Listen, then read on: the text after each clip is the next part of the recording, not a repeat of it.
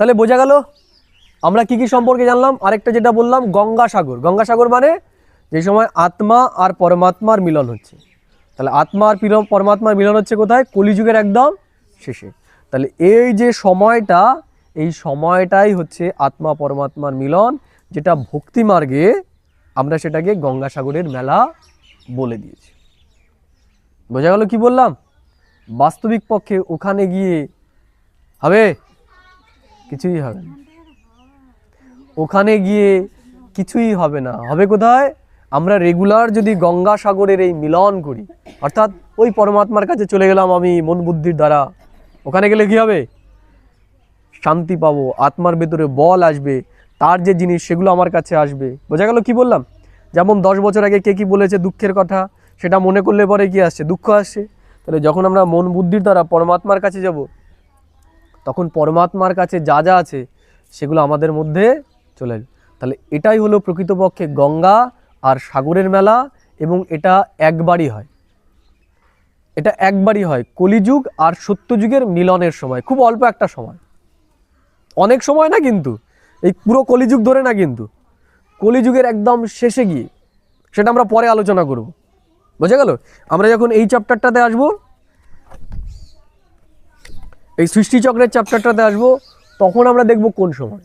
সময়টা খুব অল্প, সময়টা খুব অল্প, যেই সময়টাকে বলা হয় গঙ্গা আর সাগরের মেলা। এবার পরমাত্মা তো সে নিরাকার জ্যোতির্বিন্দু, আমরা হচ্ছি শরীরধারী। তাহলে আমরা রয়েছি শরীরের ভানে, পরমাত্মার তো শরীর নেই, সে তো পরমাত্মা, সে তো জীবাত্মা নয়। তাহলে তার নিজস্ব কোনো শরীর নেই। তাহলে এই যে আমি কথাগুলো বলছি, কেন বলতে পারছি? আমার শরীর আছে তাই। এই যে আমার মনের ভেতরে যে জ্ঞানগুলো চলছে, সেগুলো আমি আপনাদেরকে জানাতে পারছি কিসের মাধ্যমে? শব্দের মাধ্যমে। আপনারা বুঝছেন কিভাবে? শব্দের মাধ্যমে। তাহলে পরমাত্মার কাছে যে জ্ঞান আছে, পরমাত্মা তো নিরাকার, তার তো শরীর নেই, তাহলে সে আমাদের এই জ্ঞানগুলো দেবে কিভাবে? দেবে কিভাবে? মাধ্যম তো একটা দরকার, তার তো একটা শরীর দরকার। না শরীর দরকার নেই? শরীর না হলে তো সে দিতে পারবে না। যেমন মনে করুন আমি যখন হিন্দিতে যদি এখন কথাগুলো বলি, আপনারা তো বোঝেন না হিন্দি, তাহলে কি বলছি বুঝতে পারবেন? তাহলে উপায় কি? আমি মনে করুন বাংলা জানি না, আর আপনারা হিন্দি জানেন না, তাহলে উপায় কি হবে? এই দাদা দেখা গেল হিন্দিও জানে বাংলাও জানে, তাহলে কি করবে? আমার কাছ থেকে শুনবে, শুনে আপনাদেরকে বলবে যে এই বলেছে, তাই তো? তার মানে একটা মিডিয়াম দরকার। কি দরকার? একটা মাধ্যম দরকার। তাহলে কজন হলো এই জায়গায়? আমি যে বলবো, আপনাকে বলবো, আর বলবে কে? আমার কথা আপনার কথা মিডিয়াম হবে কে? এ হবে। তাহলে কজন হলো এই জায়গায়? কজন হলো? 3 জন। তাহলে 3 জনে মিলে কি হয়? ত্রিবেণী। কি হলো? এখানে ত্রিবেণী সঙ্গম হলো, এখানে 3 জনের মিলন হলো। এ যদি না থাকে তাহলে আমার ভাষা আপনাদেরকে বোঝানো সম্ভব নয়, আপনার ভাষা আমাকে বোঝানো সম্ভব নয়। বোঝা গেল এই জায়গাটা? তাহলে দুজনের মাধ্যমে মিডিয়ামকে এ। তাহলে পরমাত্মা সে নিরাকার জ্যোতির্বিন্দু, আমরা রয়েছি সব দেহবানে। তাহলে সে যেগুলো বলতে চায় সেগুলো তো আমরা বুঝতে পারবো না। তাহলে পরমাত্মাও কি করে? এরকম একজন মিডিয়ামকে ব্যবহার করে। বোঝা গেল কি বললাম? এই যে পরমাত্মা, আত্মা আর তার মাঝখানে যে একজন, এই 3 জনকে মিলে হলো ত্রিবেণী সঙ্গম। এটা একটা কুম্ভ। এটা কি? কুম্ভ। এই জন্য বলা হয় কুম্ভে ডুব দিলে পরে তার মুক্তি হয়ে যায়। বোঝা গেল কি বললাম? সেটাও কবার হয়? 14 বছর পর পর একবার হয়, যুগে একবার। যুগে একবার হয়।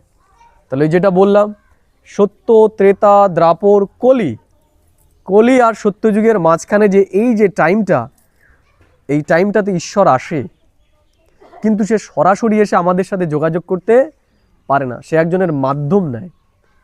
এই যে 3 জনের মিলন হচ্ছে, এটাকেই বলা হচ্ছে ত্রিবেণী সঙ্গম।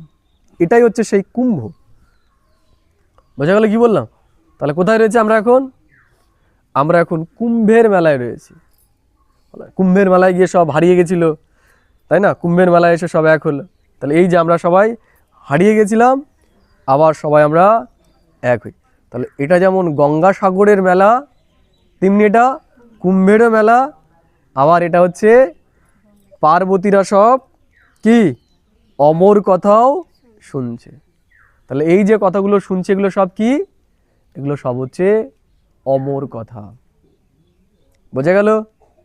তাহলে শিব তার বাহন ষাঁড়ের ওপর বসে পার্বতীকে অমর কথা শুনিয়েছিল।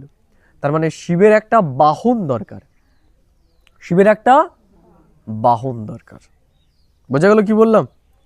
তাহলে আমাদের বাহন সম্পর্কেও জানতে হবে। এইটুকু বোঝা গেল। তাহলে এখানে যদি কারো কোনো প্রশ্ন থাকে তাহলে সে করতে পারেন। আছে কারো কোনো প্রশ্ন এই বিষয়ে যেটুকু আমরা আলোচনা করলাম? শিবরাত্রি, গঙ্গাসাগর, কুম্ভ আছে, পার্বতী, আছে কোনো প্রশ্ন? নেই।